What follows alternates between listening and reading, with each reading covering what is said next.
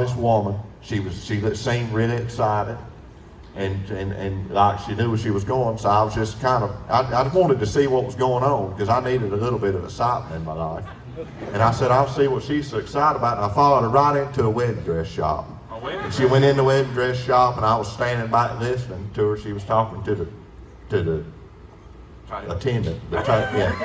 And I'm a tailor, so I said, well, why not? You know, so I was just listening to her, and she said, well, first off, I want you to know this is my 4th marriage.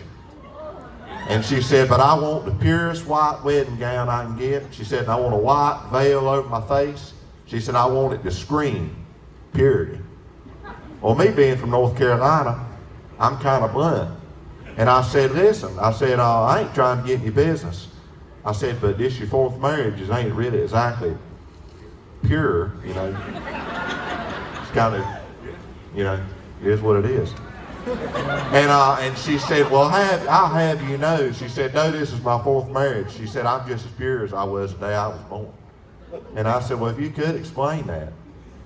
And she said, well, my first husband, she said, we went on our honeymoon. She said, we walked in the hotel room. She said, and he was so excited when he put the key in the door, he had a heart attack, died. She said, so never went any further. And I said, what about the second and the third one? She said, well, the second one, she said he had an attitude problem. She said, we got married, went on our honeymoon. She said, we was on the way, and he wanted to go to the mountains. I wanted to go to the beach. And she said, he got so mad he put me outside the road, and we got an annulment the next day. And I said, what about the third one? She said, the third one was a politician. She said, he sat on the end of the bed for 3 years talking about how good it was going to be.